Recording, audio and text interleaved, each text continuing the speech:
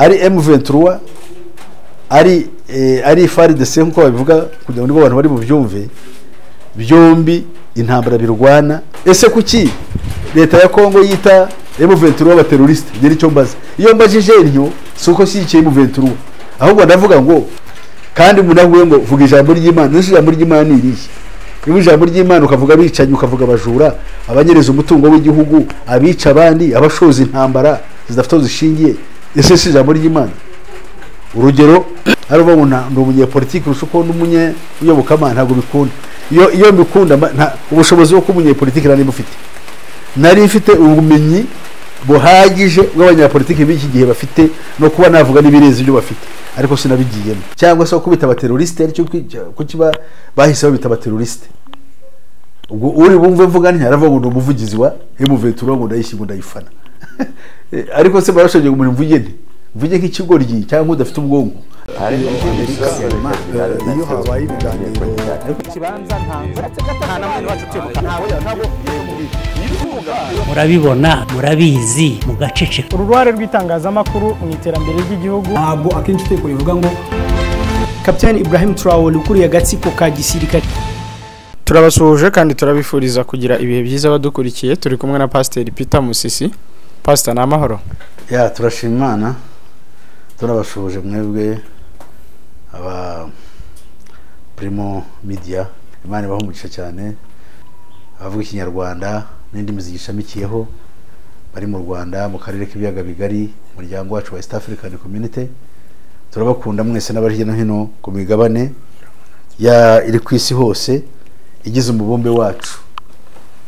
Twiringiye ko muri amahoro, abavuga ikinyarwanda n'ikirundi n'ikinyamurenge, Rwandafone bose muri Kongo ya Kivu y'Amajyaruguru, ndetse tutibagiwe bene wacu abafumbira n'abahororo, abahana bahangaza. So rero Imana bahumugisha kandi bagiriye neza, ibahe gukomerera muri bihe bikomeye turimo, ariko mwunguka iby'ubugingo ari byo kumenya umugambi w'Imana w'agakiza muri Kristo Yesu. Ya nibyo gibyo murakoze. Ya Pastor, ku munsi w'ejo twakoranye ikiganiro abantu baragikurikira kuri Primo Media, ariko bamwe bati Pastor Musisi ni yivugira ijambo ry'Imana politika yihorere. Ya abo ngabo ndabumva, ariko ni ijambo ry'Imana bashobora kuba batarizi. Iyo umuntu avuze atyo, none cyo navuze icyo navuze kitari kereka ambwiye ati ikintu runaka wavuze ntabwo ari icy'Imana cyangwa se ntukwiriye kukivuga.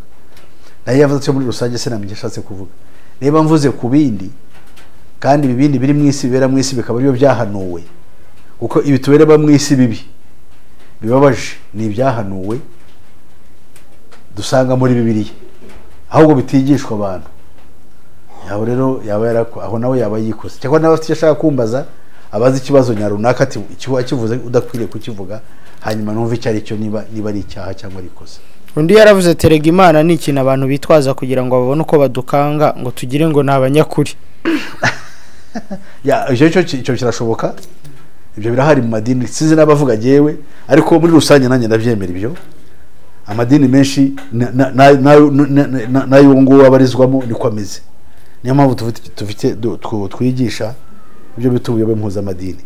Ugasanga umuntu avuze ikintu ariko agamije kugira ngo mumwemerere uko atari, cyangwa se akababeshesha ibyo babwira byivuga by'Imana kandi muri biriya bitarimo, ibyo yahimbye cyangwa ibyo yumvanye, ibyo bahinduye umuco w'iyobokamana amadini y'iwabo. Ariko n'abavuga jewe nabo yambwira icyo nahimbye. Niyo mpamvu jewe ndi mu baturage, ndi kuri ubu mvuga ibintu byose uko umuntu abambajije, cyane cyane ko icyo nongera gushimangira ibibera mu isi tubona, byayo byiza intambara, byayo bindi byago, abantu bamenye yuko ari ibintu byahimbwe, babikora kugira ngo barimbure inyoko muntu. Kandi ibyo buhanuzi bwa Bibiliya birimo ubutware bwa kane bw'inyamaswa ya kane, ubwami bwa Roma aribwo bwabambye Yesu Kristo, ni nabwo bukora nibi kugira ngo abantu mu isi bashire. Nta kindi rero, ahubwo ni nayo mpamvu tugomba kubyiga neza. Umuntu yabivugaho atanga igitekerezo cyakabaye gifasha abantu, nkuko twe dutanga yuko Kristo ari we buhungiro bwacu, abantu ntibabimenye ahubwo bakafata ukundi. Ikindi bafite umwanya wo kumva ngo bareba ati umuntu yavuze atya, ahubwo kugira ngo yumva kumvirana ugasanga ntiyasubiye inyuma y'ikiganiro ngo gisesengure, hanyuma iyo ajya kuvuga bivuge ko yumvise neza. Ibyo rero bikatubabaza, bigaragaza yuko abantu bakudukurikiye benshi batumva. Ariko ikinezeza ni uko iyo ndebye views ikiganiro cyakurikiwe n'abantu 5,000 ukubanamwe abantu gusa 10 bagutuka, ntabwo bigukanga kubuzi ngo abumvise kandi bafashijwe ni benshi.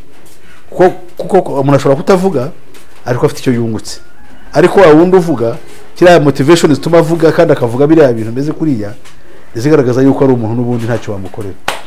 None pastor hari nk'uwavuze ngo ndumva pastor ari mu bukangurambaga bwa M23. Koko uri gukora ubukangurambaga bwa M23? Ibyo rero ni ikibazo gikomeye cyane, kuko uwo muntu ari M23 ari FARDC nkuko babivuga, kugira ngo abantu bari mu byumve byombi intambara birwana, navuze ko itagira umurongo bishobora kurwana, biri muri wa mugambi yuko ubateranya we yibereye hariya. Kandi ikintu kibabaje nuko twebwe mu mitima yacu turwana zira ntambara, turazirwana dushyigikira impande, umwe ati ndi kuri M23 undi ati ndi kuri leta ya Kongo. Iyo bikoze utyo rero ubufashije wa mwanzi kubaryanisha. Niyo mpamvu babonye Kisekedi yavuze ngo bashaka kujya kurwanya u Rwanda, hakiyandikisha abasore bari mu bihumbi. Abasore bari mu bihumbi ntago bari informed, ntibazi ibyo bajya gukora ibyo ari byo. Urumva neza?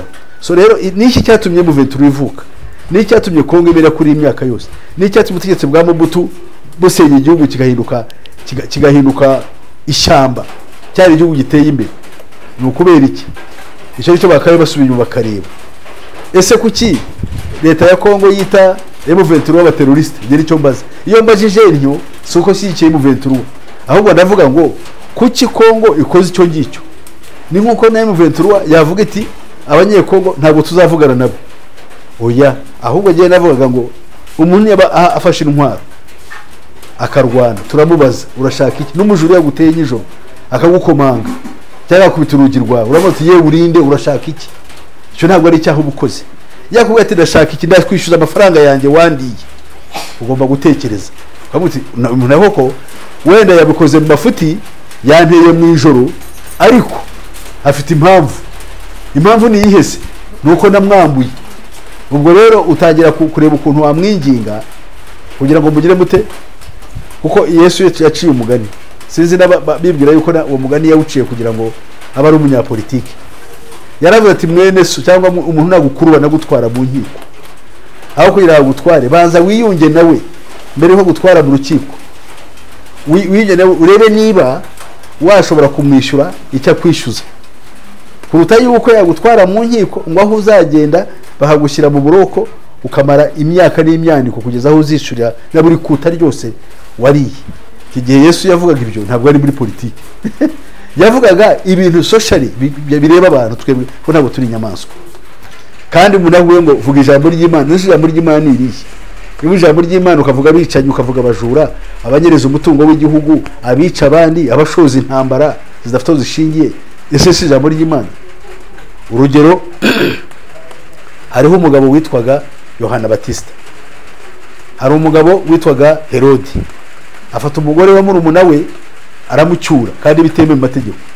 Aramwese ikintu wakoze cyari kibi, ntabwo ari ukwiriye kugikora kuko cyo rije n'amategeko. Amategeko yo gucyura umugore kandi umugabo wakiriho, byo n'ubusambanyi. None se ibyo nibyo bikomeye kuruta kubwira umuntu ngo wikwicuni we kumena amaraso. Ejo nabonye inka batemye, inka barazitemye, mwese muzazibona, kandi icyo bintu wakivuga kuko wa wundi uri mu bwoko bwatemye ntashaka ko ukivuga. Cyo rwose nta kibazo, ariko watemewe nawe akeneye yuko umwumva ukamuvuga yuko yarenganye. So ariko icyo tutari twajya muri ibyo gihe, katurebe utemye nk'utemye umuntu, ubwo uraganisha he? Ese watemeye cyangwa izo nka batemye ba nyirazo n'abandi zitunze bazagufata bate? Wowe watemye wenda harabazishima ngo waberetse sha, ariko se bizaba byunguye iki muri rusange? Bizaba bizanya amahoro? Icyazana amahoro se ni iki? Icyazana amahoro no kumenya ngo uriya mwuka waduteye, uriya mwuka turimo, uriya mwuka uri mu bantu muri kino gihe ni umwuka wa Satani. Twavuze yuko wazakora imirimo ye.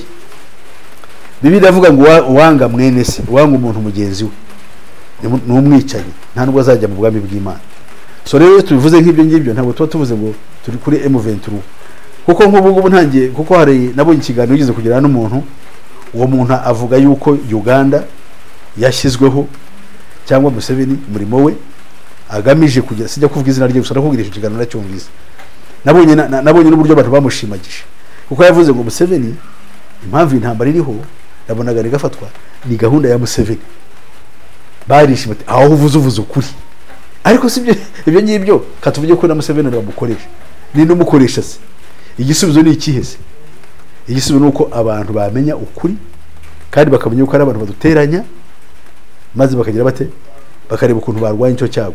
Kuko umuntu ashaka kugira ngo uvuge biri mu marangamutima ye, kandi ibi ntabwo twe twabikora, kuko ntabwo turi abantu ntabwo dushaka popularite cyangwa kwamamara ushingiye ku bantu runaka ko batuvugirije impundu, kuko tuvuze ibyo bashaka, tuvuga ibyo tuzi yuko ari iby'ukuri, naho byakurikirwa n'abantu babiri cyangwa batatu. Kuko na Yesu ubwe yavuze iby'umubiri baramwishimira, avuze iby'umwuka bose baragenda, ntabwo n'umwe yashigaje. nuko nababwira kuri iyo ngingo. Pastor, hari wavuze ngo Bwana Musisi uri umunyepolitike kuruta kuba pasiteri, ariko uravuga ukuri. Uwo ngo rero nawe ubone ikirumira habiri, nabaze ngo ndavuga ukuri se guturuka he? Ukuri icyame niba ari ukuri ntabwo kureba n'Imana niko yavuga, kuvuga ko bireba na politike, icyo ntabwo bacyumva, ntabwo bumva ibyo ari byo. Kuko iyo tuvuga ubwami bw'Imana tuvuga n'ibibi bihari, bikorwa n'abantu badashyira mu gaciro. Icyo twese tutakora ni ugutangira ishyaka rya politiki kugira ngo tujye mu butware bw'isi, ni ugutangira umutwe kujya mu mitwe yitwaje intwaro ngo dushobore kurwanya leta, ngo dushyireho iyindi, kuko tuzi yuko iyi si iyoborwa na Satani. Nanone kandi utayikoreye ntabwo yagushyigikira kugira ngo ugere ku ntego zawe. Ibyo rero nkaba nabivuga, abantu bajye babimenya, n'abafite ukuri fine, yes ni byiza, ari ubona ndi umunyepolitiki kurusha uko n'umunyeyobokamana ntabwo bikunda. Iyo mbikunda ubushobozi bwo kuba umunyepolitiki nari bufite, nari mfite ubumenyi buhagije bw'abanyapolitiki b'iki gihe bafite, no kuba navuga n'ibirezi ibyo bafite, ariko sinabigiyemo, kuko nahisemo iyi nzira y'iyobokamana, kandi ko ntabikora ngo hagire umpa amaturo, ko bivuga kugira ngo abantu bakizwe. Byagomba kubyumva neza akabisobanura. Pastor, none kuvuga uti ibya politiki yo mba n'ubihitamo nari kubijyamo, ukaba utarabigiyemo, ahubwo abantu bakabona ubivuga kurenza ababirimo. No, so ubundi kuba umunyapolitike ntabwo ari cyo umuntu yiga wenda arakivuka, kambemerera abo bantu yuko ashobora kuba n'umunyapolitike. Ariko icyo namenye, naje kumenya yuko politike y'isi idashobora kuzana igisubizo cy'ibibazo dufite ku isi. Mpitamo kujya muri politike yindi, ubu ni umunyapolitike ariko w'ingoma y'ijuru, kuko na Yesu yari ari, kuko ndumazari, niyo mpamvu ari zo namamaza. Iyo ngiye mu by'isi kubivuga, amashaka kubyerekana yuko hamwe no kuba mishobora kuba mbizi, ariko nshaka kubyerekana yuko ababirimo mu by'ukuri ntabwo bizazana igisubizo ku isi. Ntabwo bijyamo nk'umuswa, ahubwo bijyamo nk'ubishoboye kuba nabikora. Ariko niki cyabyamarira isi, nicyo namaze kugenzura. Nsanga rero ikizagira kimarira isi, abari mu isi kizagira kibamarira ni inzira imwe gusa twashyizweho n'Imana ya Yesu Kristo. Uwo ni umurongo wa politike ndimo, umurongo w'ivugabutumwa ni politike, ariko ni politike y'ijuru y'ubundi bwami. Niyo mpamvu twibuke Yesu ko bamwise. Pilato yarambaje ati ni koko ibyo bavuga ni ukuri, uri umwami? Arabwira ati ni ukuri ndiwe, ariko ntabwo bamiganya ari bwo muri iyi si. So rero that's the politics that I prefer. Niwo murongo wa politike nishimira. Pastor, hari umuntu wabajije ngo Musisi ndacyakubaza, General Mubaraka Muganga avuga ko iyi ntambara zidahari muri Kongo aburi biraka. Ati ibyo bintu warabyumvise? Narabyumvise. None se uriya Mubaraka Muganga n'umusirikare ari murimo we, kandi ashobora kuvuga ibi murimo. Giye ahubwo yambaza ngo warabishimye cyangwa warabigaye. Aho rero niho cyaba ari ikibazo. Ariko jewe kuba narabyumvise kandi ntabwo ari igihe babivuze kugira ngo bimbaze ni ikibazo gikomeye cyane. None pastor reka tugaruke gato wenda izo commentaire nuko arizo twari duhereyeho mu minota nka 12 ya mbere cyangwa n'itatu ariko wabonye ko uwari minisitiri w'ubutegetsi bw'igihugu Jean Marie Vianney Gatabazi yakuwe kuri ziriya nshingano. Yego. Hari impamvu cyeka zishobora kuba zaratumye minisitiri Gatabazi akurwaho? Impamvu izo gukeka ni ubwacyo ntabwo gisubiza ikibazo. Icyo navuga gusa nuko navuga ngo nuko nakwishimira yuko umuntu n'abatorewe umwanya yawukora akawukomeza kandi yawukomeza akawukora kugira ngo kuko ikintu cyose umuntu akiyobora nta kiyobore neza cyangwa nta gitindemo akakivamo umwanya bakazana n'undi harwo bitaba byiza. Ariko ibyo ngibyo ni prerogative ya appointing authority, nicyo bita prerogative n'ubushobozi n'ububasha bwa nyir'ikintu ko nabona hari igipa akagihindura biri mu butware bwe. Gusa ngewe ku bwanjye nakaye nifuza yuko abantu ari nkanjye umuntu kwanza umuntu kumuha umwanya nabanza nkafata umwanya wo kumutekereza nkareba niba ashoboye tukaba twiga n'ibibazo biwurimo. Akenshi bakunda bashobora no gushyiraho umuntu wenda afite experience wayibayemo akagenda azi ngo ati ibibazo birimo ngiye kubikemura kuko numva yuko n'uwagiye mbere yuriya yari afite ikibazo uriya wagiye kuba ambassador Professeur Shyaka. Yes. So ubwo rero niba hari ibyo bintu wenda byo ariko ntabwo bivuze ngo naba bikomeje kuzamba ntabwo umuntu yafata icyemezo cyo kuba yashyiraho umuntu ahubwo ikibazo nuko wa wundi yavuga ati narenganye habaye ibintu n'umuntu akavuga ahereye ku kuri cyangwa se ku byundi yavuze ati yararenganye muri ibi manakoze ibi ibyo nazize ni ibi ariko ntabwo ari igihe wabikoze cyangwa se ikibazo nagize niki. Ubwo rero kugihe hatari yavuga kandi yemeye uko amakosa yakoze twe nta kintu twarenzaho. Ariko yari yaramuteguje umukuru w'igihugu amubwira ati ntibizagutungure kuko uribuka ko akiri guverineri w'intara y'Amajyaruguru hari amakosa yakoze bakamuhagarika nyuma akagarurwa agirwa minisitiri w'ubutegetsi bw'igihugu. Urumva ikindi hari n'amakuru avuga ko yavuzwe muri dosiye ya Bamporiki. Ibyo naragenda nabyumvise n'ibinyamakuru byabitangaje wenda nibyo bahereyeho bakurikirana kuko amategeko ana accomplice umuntu wafatanyije n'undi cyaha ubundi ntabwo wafungwa n'undi mureke kandi bose bagihuriyeho. Ubwo ngenda vuga gusa niba ari byo niyo dosiye bayihuriyeho gusa ngo twavuze kuri Bamporiki n'undi niko twavuga yuko ari ibintu abantu bakumva kuko byari bijyanye n'umuntu ngo Bamporiki yariganyije amafaranga akamusaba amafaranga tukavuga yuko wenda yamuriha cyangwa akamuha bakagira ibintu byose bya reconciliation ibintu by'ubwumvikane nibyo byiza kuko bituma umurongo wa politike y'igihugu ushingiye ku bwiyunge n'ubumwe udahutazwa. Nicyo gihe nashaka kuvuga nk'umuntu ariko nk'igitekerezo ntabwo uvuga nk'umuntu uvuga ngo nibyo byakabaye ariyo ngombwa. Hanyuma se pastor ko na Dr Mirari Mpabwa n'amaguru yavuzwemo kandi akaba akiri mu nshingano. Bavuze ko Mpabwa n'amaguru we bavuga yuko amafaranga ye gusa ngo numva ngo ni nk'akantu bari bamuhaye babishyira mu modoka ye nta kigaragaza yuko bashyize mu modoka yabahaye uburenganzira cyangwa bari bayahishemo. Ubwo niko twavuga ko turavuga ibyo abantu bagiye bavuga yayisize ifunguye ikintu kibi uzabona kibi cyane kibaho the speculation umuntu akavuga ikintu agasa nk'ugishimangira kandi iyo kivuze kikajya mu mitwe yabo hari abantu bavuga ngo cyari kintu ushobora kuba ari ukuri so kugira kandi kugihindura ni ikibazo bisaba kugira ngo nyine ikintu ucyumve neza menye impamvu za buri kintu. Hanavuzwe ibijyanye n'inama y'abaminisitiri yateranye ku wa gatanu ivuga ko guhera mu mwaka utaha 2023 mu kwa mbere abakozi ba leta bazajya batangira akazi saa 3. Byatewe n'iki se? Hanyuma umukozi wa leta akaba yemerewe kuba yakorera mu rugo mu masaha y'igitondo buryo bw'ikoranabuhanga byaba ngombwa akaba yajya ku kazi hari impamvu yihutirwa itumye hamagarwa.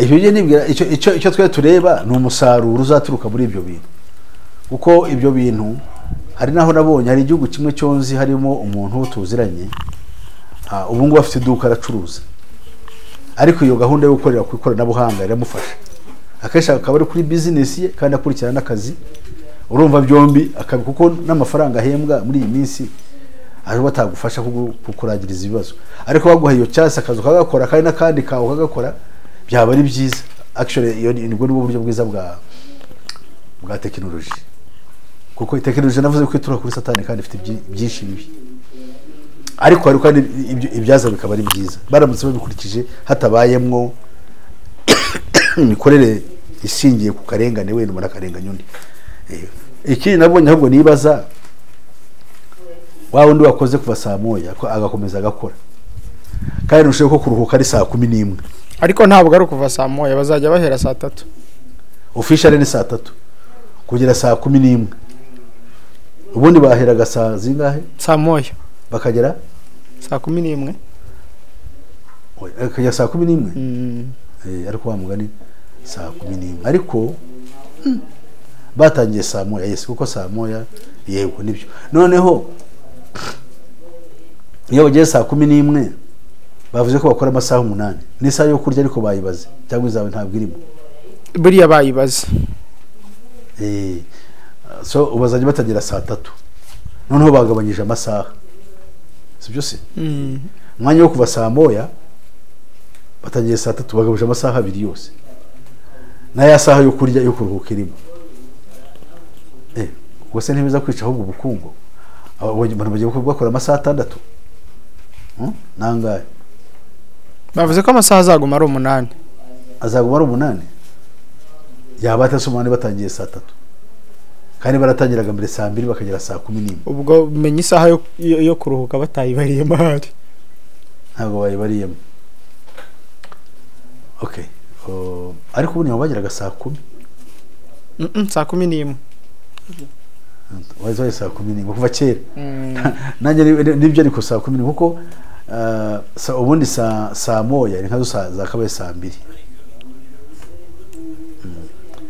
so rero ubwo naba ari uko bimeze urumva nta ngaruka bizagira ku bukungu kuko hari abatangiye kuvuga bati umukozi wa leta yabyukaga mu gitondo nibura akagira ahantu anyura mu karestora agafata agacyayi n'iki atari ko ubu ngubu azajya ava mu rugo afashe breakfast kandi wumva naho biborohereje azajya ava mu rugo yiteguye kuko saa 3 haba habaye ku manywa akajya mu kazi ubwo ngiye impungenge mfite ayo masaha babahaye azaba ahagije ko productive ku buryo umuntu yakora ibyo agomba gukora icyo gihe hanyuma katureba abanyeshuri wenda iby'akazi koko harimo n'ibyo bya technology wenda hari cyo umusaruro ntabwo bahubangana ahubwo nkavuga ngo aramutse uwo muntu umunyeshuri bigiye ku ishuri nko tushaka kwibaza no ku buryo twakora affecting education bavuye saa 2 kuvuze ko bazajya batangira bakaruhuka bagasubira mu rugo abana saa zingahe saa 10 kuko ntabwo umwana ajya saa 12 akicaye mu class yabari bebe kereka bari abajya gukora ibizamini bya leta noneho no kuvuga ayo masaha se yaba atari make kuva saa 2 kugera saa 10 ubundi abana biga amasaha ngahe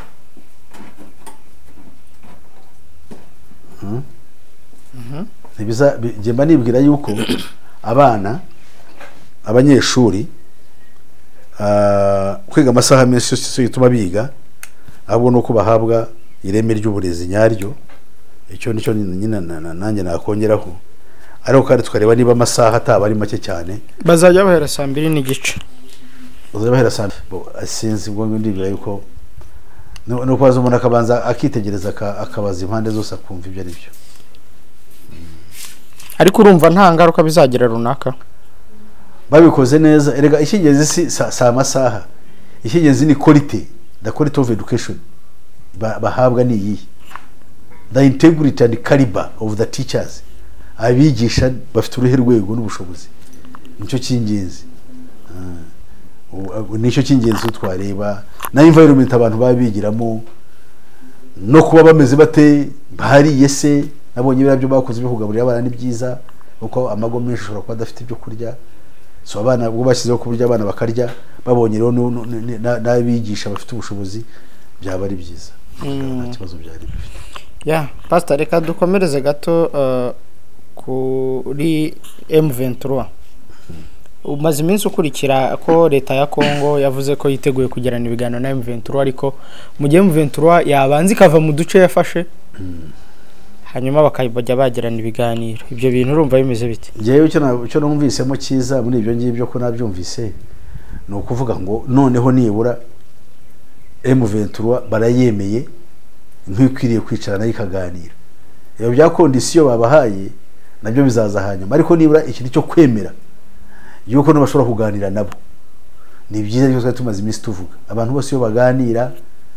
bazana habaho amahoro gusa icyo navuze nabwo nicyo nongera kuvuga bano bantu bategeka isi gahunda yabo niyo kugusha abantu mu ntambara zidashira niyo mpamvu tuvuga yuko bagomba kurema icyo bita crisis no kuvuga ibibazo cyangwa se imidugararo isimburwa n'iyindi kugira ngo abantu be kugira icyo bageraho cyane cyane ku bintu birebana n'ibibazo byawe bareba bwite nk'ibihugu cyo mvuga kirumvikana mu Kinyarwanda sinshaka bazakurikira kino kiganiro kugira kutanyumva neza no kuvuga ngo abakurikira ikiganiro bumva aya magambo avuga ngo hariho gahunda yo kurema imidugararo ku isi kandi iyo midugararo ikagenda isimburana noneho ko isimburana abene bihugu abaturage b'ibyo bihugu byose cyane cyane biri mu nzira y'amajyambere bakazagera ku rwego batashobora kubona ibisubizo by'ibibazo bafite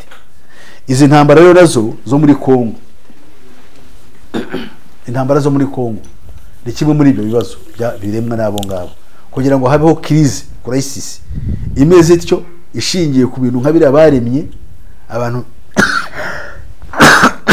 bamwe bagahunga bakajya hanze ntihagire ubarengera ahubwo bakabavuga bataho kugira ngo musubire iwanyu ni muze mu bihugu by'iwacu kandi abandi bajya nko muri za Nigeria muri bihugu byo muri West Africa y'uburengerazuba abantu benshi bambuka Sahara ubutayu bwa Sahara bakajya bakanyura za Tunisia na Libya bagamije kujya hehe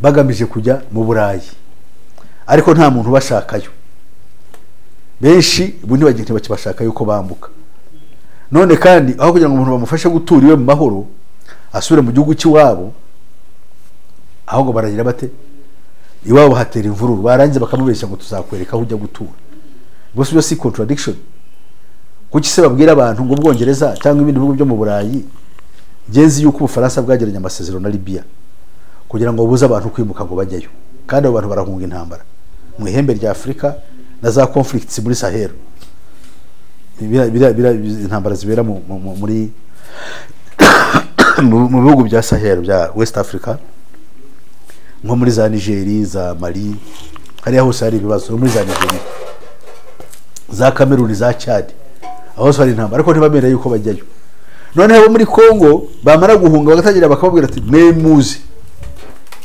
barabashakira aho bajya gutura muri za Canada muri za he n'ukubera ikisi aho ngo harimo double game kuko hari umukino kuko Kongo barayishaka kwayo Nigeria nabo bashobora kurira bagasanga ntacyo bakurikiranyemo hakaba bagomba gupfa nabo bagomba kubeshya ariko nabo bagira ngo bapfe mu bundi buryo bambura igihugu cyabo ibyo rero nibyo twababwiye biri muri Bibiliya Daniel igice cyaho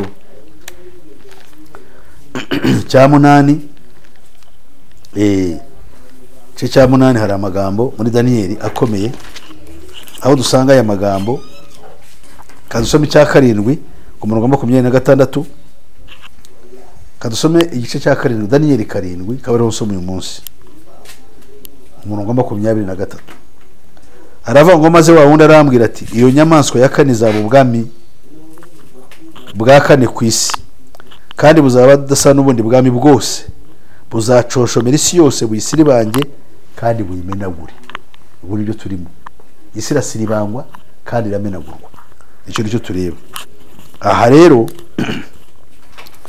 ngo muri ayo mahembe 10 kandi ngo ayo mahembe 10 nibo bami muri ubwo bwami hazakomokamo abami 10 hanyuma yabo hazaza undi mwami ariko we ntazabasa nabo ba mbere kandi azanesha abami 3 uwo nguwo niwe uzavuga ibyo kugomera isumba byose kandi azarenganya bera bisumba byose uwo rero niwe antikristo dutegereje muri iyi si. Abantu bave mu byo barimo bamenye ngo hari umugambi uganisha ku kibi kirenze kandi bitandukanye n'ibyo bibera. Zino ntambara ziri ahanga ntabwo ushobora kuzishimira, abantu barapfa, nta rwo ushobora ngo banesheje, nibanesha se bashyireho iki? Kuko n'ubundi ubutware buriho ni ubwa Satani. Ariko giye nkavuga ngo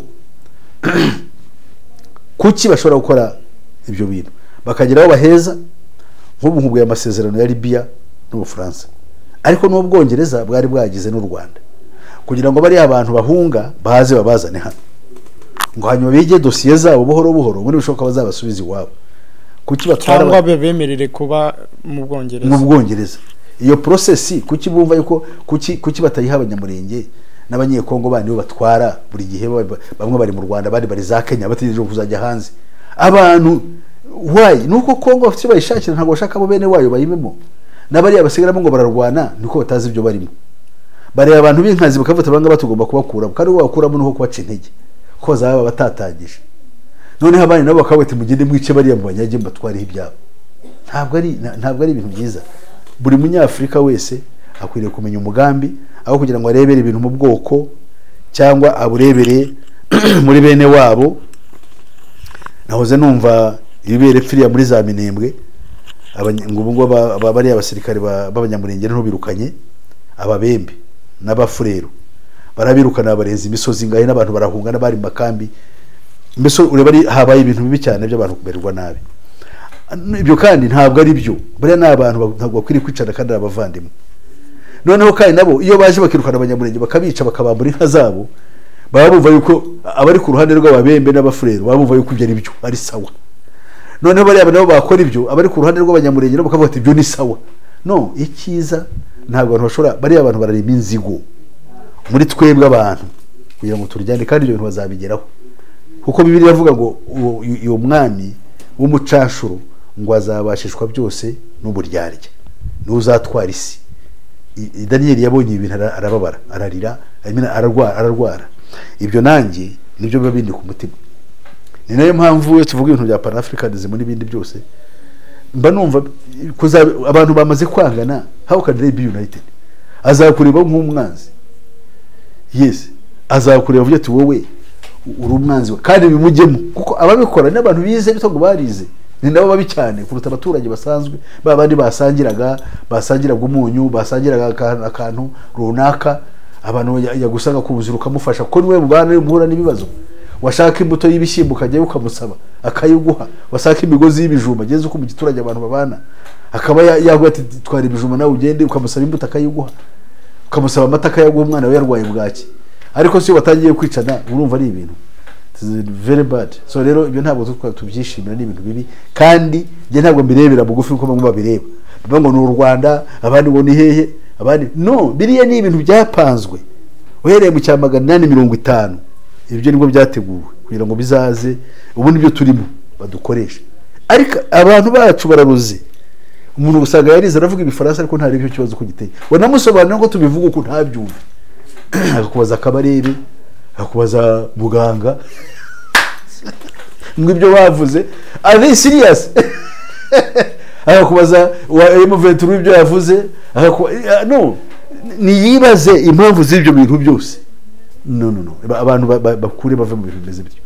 Ya pastor wenda tugana ku musozo urabona M23 iremere ikarambika intwaro igasubira ikava mu bice yafashe cyangwa iravuga iti kama mbaya ko M23 yavuze ko nta santimetero nimwe izigera irekura ibiganiro bitarangiye. Erega sinzi ko baca umugani mu Kinyarwanda ariko muzi mu rundi rurimi ntabwo nakwirwa dukoresha kandi byihorere. Ariko ikintu cyose cyuba hari ikintu cy'ubureba hashize imyaka 10 hafi igiye kuba 10 barabwiwa ayo makuru ibice barabirika bava ndetse baranahunga bava no mu gihugu. Imyaka 10 nk'uko turareba bivuze abantu barahunze bava no mu gihugu ndetse bukiye baranagaruka noneho baremera batuzana ahantu abaho bari barategereza imyaka irashira irataha. Ibyo ntibabikora kandi bari bafite ubushobozi. None se aba M23 no bakwemera bate kuva muri bya bice nkaho kubivamo bizabakiza nanjye niwe nakwaza ko nabivuyemo mbere wankoreye iki ese nikaba ari akagambane yuko ushaka kunkorera habya biri wankoreye mbere kuki abantu batabyumva twese dutyo ariko icyo gihe hari ku butegetsi bwa Kabila ubu ni ku bwa Tshisekedi ariko yaraje yabishyize mu bikorwa kandi yarabirebaga nyine icyo gihe niba bitarashyizwe mu bikorwa hari ku bwa Kabila aha tugiye mu mishyikirano rero nibyo bavuga yavuga ati mwebwe bo bareba leta ya Kongo niba ya Kabila itarabikoze iyi ngiye agomba kuba tugiye kudishyikira cyangwa se kubita abateroriste aricyo kukiba bahise babita abateroriste ubwo uri bumve mvuga ntiyaravuga ngo umuvugizi wa M23 ngo ndayishyingo ndayifana ariko se barashoje ngo mvuge nti mvuge nk'ikigoryi cyangwa udafite ubwonko genda mvuga ngo amahorazi aho kantu bagakore birangire noneho babandi banje kumvira icyo leta ivuga tagira natwe tuvuge ati oya ibyo mukora ntabwo ari byo babemera ibyo mugomba gukora ni mubikore hanyuma amahoro agaruke yes nico genda babwira turagigeza Pastor reka urabona amaherezo araba yahe barabyemera cyane ntibabyemera amaherezo bashobora kubyemera kuko hari intambara nyine hari kibazo M23 ndavuga ba Kongo bakwemera bageraho bakemera yuko na zira condition bahaye no kuvuga ngo turanze sibyo se birababwiye M23 kuko nubundi nibyo basabaga nubundi ntabwo ari igishya bazanye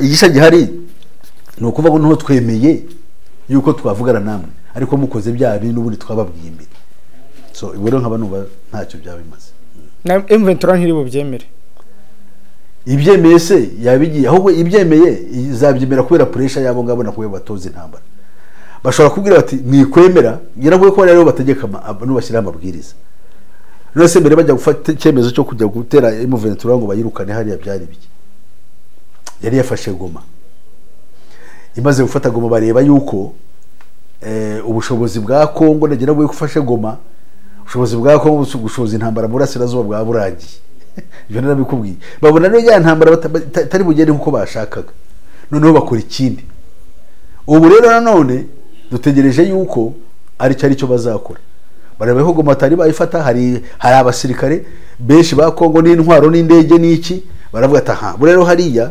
tuzahungukira kuko hazaba intambara rukarundura abantu bashiri nibabona bashize abazabatsinzwe noneho bongera bavuga ati oya abangabo ngo batsinze ntabwo ari ibyo nimukora ibi kugira ngo bya bintu bigiye kurangira bikomeze imbere bityo yes Pastor dusubiye inyuma gato ya masaha yagabanyijweho isaha imwe n'igice ya masaha yo kujya mu kazi no ku banyeshuri hagabanyijweho isaha imwe n'igice guverinoma yasobanuye ko ari mu rwego nk'ubu minisitiri w'uburezi yavuze ko isaha yavuyeho kuko urebye mu karere u Rwanda ruherereyemo ari rwo rwatangiraga mbere amasomo ugereranyije n'ibindi bihugu nka Kenya na Uganda maze tugomba kugendera kuri abo ngabo simbizi bashobora kuba barayagabanyije kubera impamvu bafite na level bagezeho n'ibyo bakoze ahubwo twavuga ngo tutagendeye kuri bariya twebwe ibyacu twabiteguye ku buryo bizadufasha ntabwo ari kureba Kenya na Uganda cyo sinzi impamvu bavuze bati ntabwo ari kuvuga ngo tugomba guhangana nabo amasaha yabo ko bayagaba bashobora kuyagabanya bafite impamvu kandi bafite naho bageze twebwe turayagabanya kuko nabo bagabanyije cyangwa yuko programme dufite izadufasha nicyo ndeba ubibona ute ndabona ko twakuriza programme yadufasha n'ibyo bakoze ari programme yadufasha fine atari ngo nuko Uganda na Kenya bo masaha bayagabanyije tugomba kuyagabanya nicyo ntekereza Pastor akoze cyane mugira amahoro y'Imana ariko mbere y'icyo turangiza je navugaga niba babikoze kubera ko ariyo programme yadufasha babyize neza ni byiza kuruta yuko hari igihe tukize kujya twarakurikije ibya Uganda